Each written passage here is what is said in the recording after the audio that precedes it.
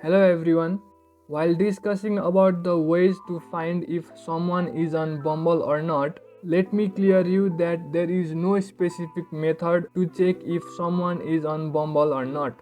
The only option is to create a profile opposite to the profile of that specific person and look out for that person in the main swiping section. We have already made a video regarding this topic on Tinder, so you can check that video to get a general idea. But the main theme is you create a profile opposite to the profile of that specific person with the hope of crossing each other's path.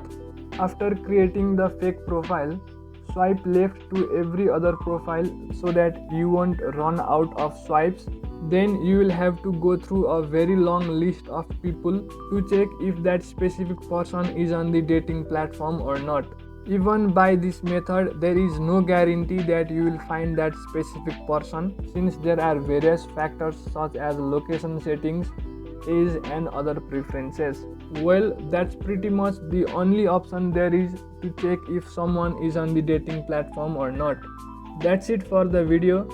I hope you found this video a bit helpful. Thank you for watching. Like the video and subscribe to the channel for further videos.